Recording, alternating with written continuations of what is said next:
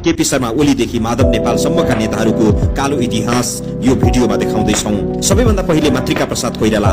BP Koirala र गिरिजा प्रसाद कोइरालाका जेठा दाजु मातृका प्रसाद कोइरालादेखि नै नेपाल बेची खाने अभियान सुरु भएको थियो। मातृका प्रसाद कोइराला 2007 सालको क्रान्तिपछि 2008 सालमा गठित पहिलो नागरिक सरकारको प्रधानमन्त्री बने। विक्रमसम्म 2008 सालमा मोहन शमशेरको राजीनामासँगै भारतीय प्रधानमन्त्री जवाहरलाल नेहरूको सल्लाहमा राजा त्रिभुवनले 2007 सालको क्रान्तिको सरगमबाट भर्खरै बाहिर आएको ठूलो दल कांग्रेसका तत्कालीन सभापतिको नाताले प्रधानमन्त्रीमा नियुक्त गरे। भारतको सीधा आशीर्वादबाट प्रधानमन्त्री भएपछि मातृका प्रसाद कोइरालाले आफ्नो शासनकालमा विक्रमसम्म 2011 वैशाख 12 गते भारतसँग कोशी सम्झौता गरे। त्यही सम्झौताको आधारमा भारतले नेपालमा पर्ने कोशी नदीको बाँध बाँधिदियो। कोशीले भारतको बिहारमा पुर्याउने क्षतिको अलावा भारतीय भूमि सिंचाइको लागि भन्दै बाँध बनाएको थियो। अहिले उक्त कोशी सम्झौताले उत्पन्न गरेको समस्याबाट नेपाली नागरिक 1 लाख जति र भारतीय नागरिक 10 लाख जति प्रभावित भइरहेका छन्। कोशी सम्झौतालाई अहिले पनि बिहारको दुःखको नामले सम्झिने गरिन्छ। वर्षातमा कोशीले पुर्याउने क्षतिले गर्दा अहिले उक्त सम्झौता नेपाल र भारत दुवैको टाउको दुखाइको विषय बनेको छ। बीपी कोइराला प्रधानमन्त्री भएको बेला 2016 साल मङ्सिर 19 गते गण्डक सम्झौता गरेका थिए। नेपालको लागि राष्ट्रघाती सम्झौता मानिएको गण्डक सम्झौताले गण्डकीबाट बग्ने नेपालको पानी सबै भारतको भयो। बीपीले कालापानीमा भारतीय सेना राख्ने सम्झौता समेत गरिदिएका थिए। उक्त सम्झौताले नेपालमाथि निकै राष्ट्रघात भएको ठहर भएको थियो। बीपीले गरेको अर्को सम्झौता भनेको शान्ति सेना र हतियार सम्बन्धी सम्झौता हो। त्यसबाहेक यता राजाहरूसँगको मेलमिलापको कुरा उठाएर तत्काल आफैले चाहे जस्तो कमजोर पार्ने र असम्भव राजतन्त्रको आट भरोसा गर्ने र सत्तामा पुग्ने रणनीति बनाई बीपी सम्मले देश र जनताका लागि गद्दारी गरेका थिए। नेपालको राजतन्त्र कमजोर पार्ने नाममा नेपालको राजनीतिमा भएको दबाव बढाउने कामको थालनी तत्कालीन प्रधानमन्त्री बीपी कोइरालाले गरेका थिए। गिरिजा प्रसाद कोइराला एका घरका सहोदर 3 दाजुभाइ प्रधानमन्त्री बन्ने भाग्यमानी परिवार हो गिरिजा प्रसाद कोइरालाको परिवार। 2046 सालपछि नेपालको राजनीतिमा सबैभन्दा बढी हालिमुहाली गरेका गिरिजा प्रसाद कोइरालाले टनकपुर सम्झौता गरे। उति बेला नै टनकपुर सम्झौता राष्ट्रघाती भएको भनेर अन्तर्राष्ट्रिय अदालतमा मुद्दा हाल्ने तयारी भइरहेको थियो। यसको चर्को वकालत गरिरहेका थिए स्वर्गीय मदन भण्डारीले। त्यही बेला मदन भण्डारीको 2050 साल जेठ 3 गते दासढुङ्गामा गाडी खोलामा खसालेर हत्या भयो, जसको रहस्य अझै पनि गुपचुप छ।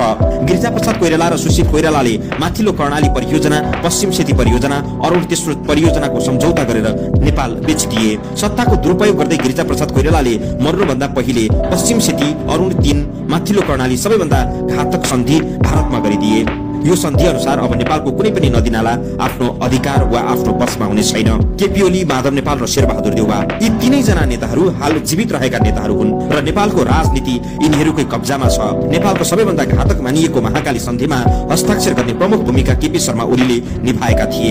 जानकारहरूका अनुसार त्यो सम्झौता गर्नमा केपी ओली, गिरिजा प्रसाद कोइराला, माधव कुमार नेपाल र शेरबहादुर देउवाको प्रमुख हात रहेको थियो। अहिले पनि भारतले नेपाल डुबानमा पर्ने गरी पश्चिमको महाकालीदेखि पूर्वको मेची नदीसम्म 20 वटा भन्दा बढी अन्तर्राष्ट्रिय नियम विपरीत नेपालको स्वीकृति नलिई बाँध बाँधेको छ।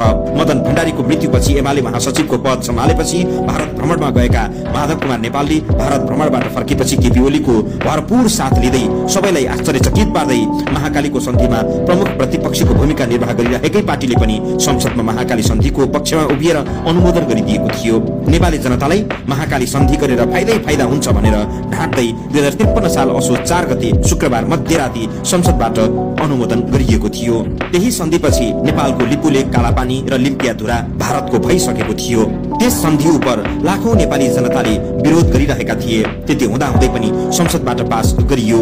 त्यो सन्धि त्यति बेलाको सत्तारूढ दल नेपाली कांग्रेस, राष्ट्रिय प्रजातन्त्र पार्टी, सद्भावना पार्टी, प्रमुख प्रतिपक्षी दल नेकपा एमाले विशेष गरी केपी शर्मा ओली, माधव कुमार नेपाल मिलेर भारतलाई सुम्पेका थिए। महाकाली सन्धिको विरोधमा हस्ताक्षर गर्ने नेतृत्व वामदेव गौतमले गरेका थिए, जसमा साहना प्रधान, राजेन्द्र श्रेष्ठ, सीपी मैनाली लगायतका नेताहरूले नेकपा माले गठन गरे। पछि वामदेव गौतम लगायतका नेताहरू एमालेमा फर्किए भने सीपी मैनाली लगायतका नेताहरू अहिले पनि नेकपा माले नामको पार्टी चिनोतिनो चलाइरहेका छन्। राष्ट्रहितमा उभिएकै कारण सीपी मैनाली र आरके मैनालीहरू नेपाली राजनीतिमा जिउँदै शहीद बनिरहेका छन्। उनका चेला ओली, माधव नेपालहरू मुलुकको मूल राजनीतिक बागडोर सम्हालिरहेका छन्। ओलीले प्रधानमन्त्री हुँदा चुच्चे नक्सा जारी गरेर खोक्रो राष्ट्रवादी नेताको नाटक मञ्चन गरेको यही तथ्यहरूले पुष्टि गर्दछ। अहिलेको अवस्थामा चुच्चे नक्सा नेपाली जनका लागि आत्मरति बाहेक अरू केही होइन। महाकाली बेचेर खाने यी असली अनुहारहरू केवल असली बाजेको पेडा पसल जस्तै हुन्। जोगी जस्तै देखिने गरी खरानी धसेका मानिसहरू जस्तै हुन्। राष्ट्रियताका पक्षमा खर उत्रिएका तत्कालीन माओवादी नेताहरू बाबुराम भट्टराई प्रचण्ड समेत भारत रिझाउने राष्ट्रघाती निर्णयमा अघि सरिरहेका छन्।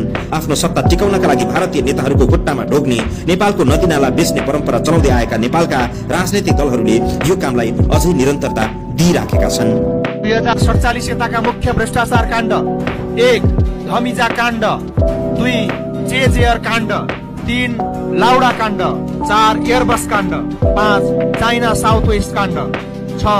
ललिता निवास काण्ड, 7. क्यान्टोनमेन्ट लडाकु घोटाला काण्ड, 8.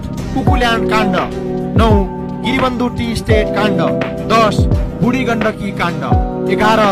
यति काण्ड, 12. ओम्नी काण्ड, 13. तेरामक्स काण्ड, 14. 70 करोड काण्ड, 15. बतास काण्ड, 16. बाँसबारी काण्ड, 17.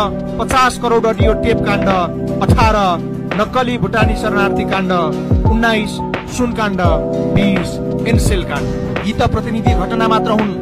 खोज्दै र खोतल्दै जाने हो भने यस्ता घोटालाका काण्ड 20-25 होइन 50-100 भेटिन्छ। रविकोमा जस्तै लगनशील भएर गगन र रमेश लेखकहरूले यो घोटालाका फाइललाई जीवित राखेर अनुसन्धानको दायरामा ल्याउलान्? ल्याउँदैन, किनभने पहिला जेल जाने नम्बर काङ्ग्रेसीहरूको नै लाग्नेछ। सन् 1992बाट जब देशमा नवउदारवाद आयो तब यहाँ चलिरहेका 26 वटा उद्योगहरूलाई एक एक गरी समाप्त पारियो। सबैभन्दा पहिला त देशको लगभग 50% जुत्ताको माग पूर्ति गर्ने बाँसबारी छाला जुत्ता कारखाना समाप्त पारियो, जसका कारण हजारौं कामदार बेरोजगार बन्न पुगे भने देश छाला जुत्तामा आयातमुखी बन्न पुग्यो। यसै गरी 67% कागजको माग पूर्ति गर्ने देशकै महत्त्वपूर्ण भ्रिकुटी कागज कारखाना समाप्त भएसँगै यसले पनि देशको अर्को आर्थिक क्षेत्रमा वज्रपात निम्तियो। जबकि भ्रिकुटी कागज कारखानाले उत्पादन गरेको कागज बङ्गलादेश र इन्डोनेसियाले समेत कार्ड र नोट छाप्न आयात गर्ने गर्दथे।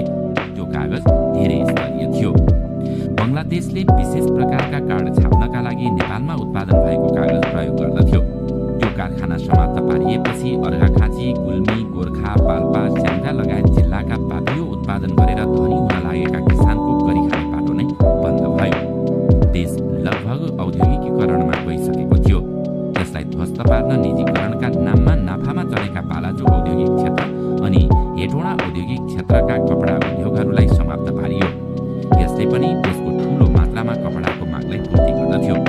यसै गरी सस्तोमा सामान ढुवानी गर्ने हेटौडादेखि काठमाडौँसम्मको रोपवे समाप्त पारियो। त्यसपछि विराटनगर जुट मिल समाप्त पारियो, जनकपुरको सुर्ती उद्योग समाप्त पारियो, कोहलपुरको कटन खेती र उद्योग समाप्त पारियो, बुटवलको धागो उद्योग समाप्त पारियो। पूर्ण गतिमा सञ्चालनमा रहेका उद्योग धन्दा एकपछि अर्को गर्दै ध्वस्त पारियो।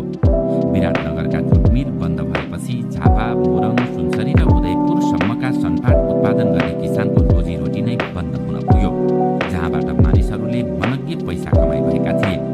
वास्तवमै भन्नुपर्दा त्यति बेला नै झापा र मोरङका किसानहरू धनी बन्दै गएका थिए, किनकि त्यति बेला 1 क्विन्टल धान बेच्दा 1000 कमाउन मुस्किल थियो भने त्यही किसानहरूले 1 क्विन्टल सनपाट बेच्दा 3 देखि 6000 रुपियाँ आरामले आम्दानी गर्ने गर्थे। त्यसकारण उनीहरू एकपटक धान खेती गर्ने गर्दथे भने एकपटक सनपाट खेती गर्ने गर्दथे। ती उद्योग बन्द भएपछि सनपाट खेती पनि समाप्त भयो। उद्योग बन्द गराउने काम जानी गराइएको थियो। जनकपुर, महोत्तरी र सर्लाहीमा सुर्ती उद्योगहरू थिए। जनकपुर र अन्य चुरोट कारखानाहरू बन्द गरिएपछि सुर्ती खेती पनि समाप्त भयो। वीरगञ्जको चिनी कारखाना बन्द गरेपछि उखु खेती समाप्त भयो। त्यसपछि सर्लाही र जनकपुरका मानिसको आर्थिक अवस्था कमजोर बन्न पुग्यो अनि बुटवलको धागो उद्योग बन्द गरिएपछि कोहलपुर, बाँके, बर्दियामा उत्पादन हुने कटन व्यवसाय समाप्त भयो, जसले गर्दा त्यहाँका मानिसहरू गरिब र बेरोजगार बन्न पुगे।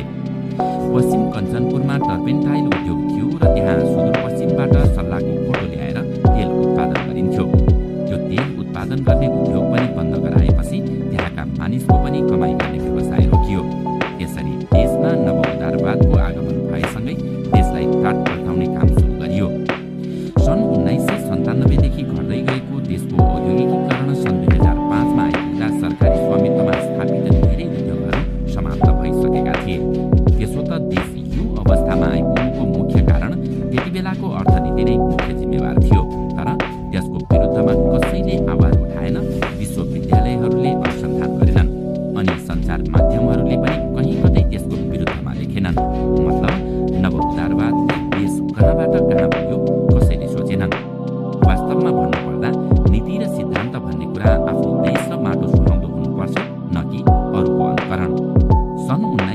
1937 मा जर्मनका अर्थशास्त्री अलेक्जेन्डर रुस्टोभले पहिलो पटक उदारवादको नामाकरण गरेका थिए। सन् 70 र 80 को दशकमा